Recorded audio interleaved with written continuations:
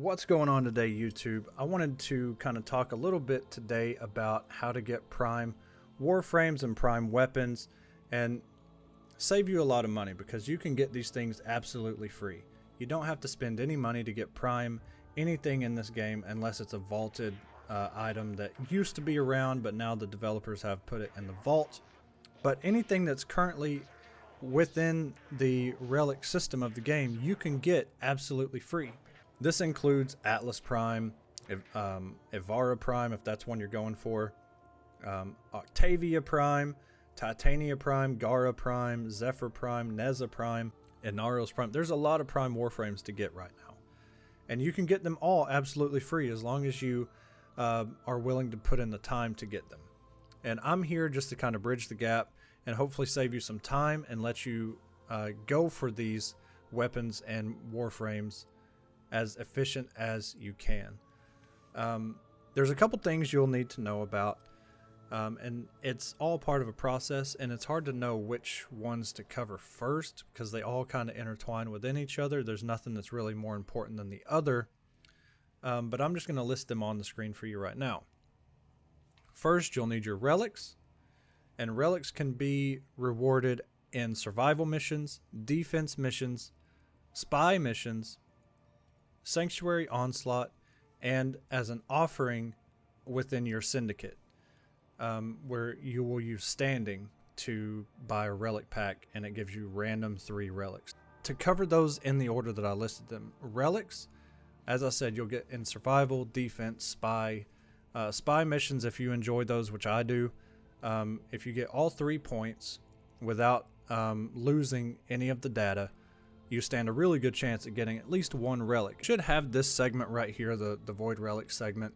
You get this pretty early on in the game, and the game pretty much forces you to build this segment in order to progress through the initial couple of planets. So if we go into this, this is all of the relics that you own.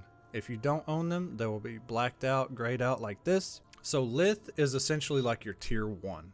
These are the easiest enemies, and these relics are also the easiest and most common to be rewarded with.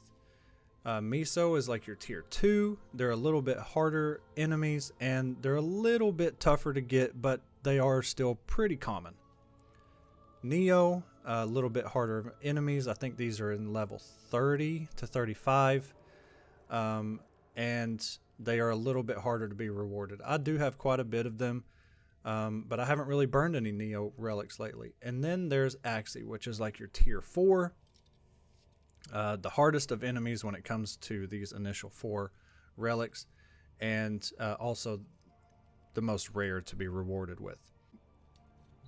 To make these relics have the effect that you want, let's say that you're going for, and you can see the drop table of all these relics if you just hover over them.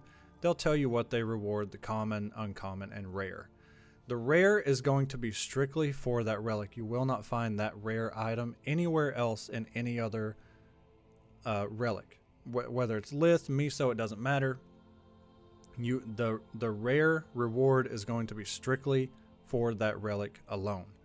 Some of these, the common and uncommon, you'll see some things bounce around, like Forma Blueprint will sometimes be common or uncommon. And then there'll be some blueprints that are common and uncommon. They'll kind of switch, but the rare is only for that relic alone. With a relic that has no upgrades to it whatsoever, you can see it's intact. There's nothing special about it.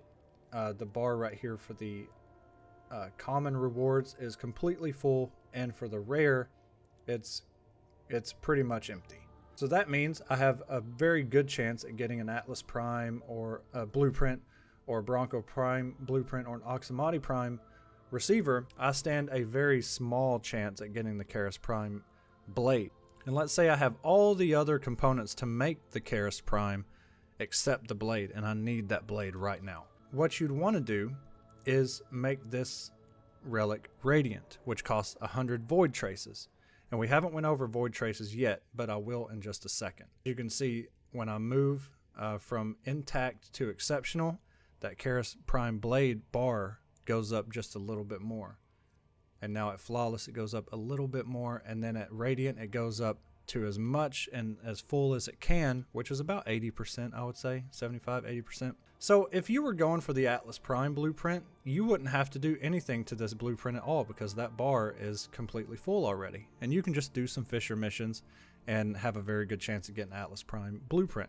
If you wanted this Karis Prime blade, well, you're going to have to make this radiant, and how you do that is you go to Fissure Missions, and if you go to your navigation and you go to the top right where it looks like a little flame icon, you'll pull down a list of different missions, and these missions are very familiar: extermination, mobile defense, survival, what have you. Within these missions, you're going to run into enemies that are glowing a little bit like a yellowish white look. When you run into these enemies, and you kill them, they stand a chance to drop what's called reactant. When they drop that reactant, you need to pick it up. Once you get 10 of those reactants, you will crack the relic. The Lotus will let you know you've cracked the relic. Finish your mission, and we'll see what's inside. You'll hear that a lot if you grind for prime parts enough to kind of make you go crazy. So it's very easy, and a lot of these missions you'll get those 10 reactant within the first couple minutes. Once you go to extraction, if you're playing by yourself, you will just immediately get rewarded whatever it is that was in your relic, and it'll be in the list of things that you picked up, like mods and resources, like it always does. But you'll see what you got rewarded. If you're playing with a team, whether it's one other person or 4 people, you will be shown a list of rewards, and it shows for every person in your team. It'll show what they got in their relic, and it'll give you the option to choose their reward. If you choose one of your teammates' rewards, it will reward them plus 5 void traces. So I bring that up to say, let's say you're in a duo. It's just you and a friend, and you're going for the Karis Prime blade. Neither one of you get the Karis Prime blade out of the relic, and let's say you both get Forma. If you choose your friend's Forma and they choose your Forma, you will both get plus 5 void traces.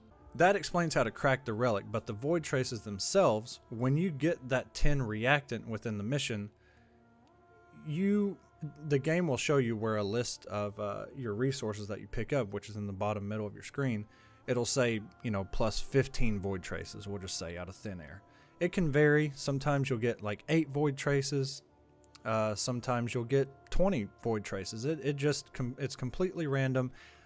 However, if you do have a resource booster, that will double the amount that you get, which can really help if you're, kind of burning through relics, the relics that you don't necessarily want, but you need the void traces to make like a Neo relic radiant. You get your relics from the missions that I mentioned: survival, defense, spy, sanctuary, onslaught, and as an offering from your syndicate, which I'll make a syndicate video soon. Once you get enough relics, you can do Fissure missions. Not every relic that you get, you're going to really want the rewards from. So I recommend taking the ones that you don't need the rewards from at the moment, use those in Fissure missions, and get the void traces from completing those missions. And also pick up some Forma along the way. You always need Forma. Just keep those things building. As you do that, you will get more void traces. Those void traces can be made to upgrade your relic that you do want the parts of, and then you really can go into the Fissure missions with those relics that you've upgraded to the point where you stand a good chance at getting the reward that you want. Keep in mind as well that even though you've already gotten, let's say you've already built the Atlas set, you can also go for, like, as you do more Fissure missions, there's a chance that you get 2 Atlas chassis. Over time you get one, and then you do another Fissure mission, you get another one.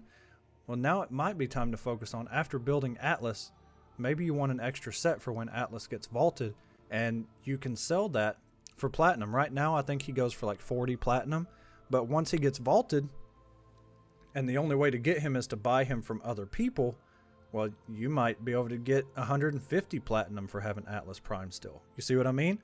So it is a very fun, dare I say, mini game within the game. This is the kind of stuff that I like to do. I like to farm rare mods. I like to farm up prime weapons and blueprints. I just like that aspect of the game. Some people like the fashion frame aspect. I like to do a lot of the harder missions and get the rare rewards, just so I can make platinum, and then I can go and buy a resource booster. I can go do Fissure Missions. I can get bonus reactant, and then I can have a faster turnaround on the rewards I get from these relics. So keep that in mind. I hope this helps. If you have any questions, just leave them down in the comments below. I appreciate you guys watching, and I'll see you in the next video.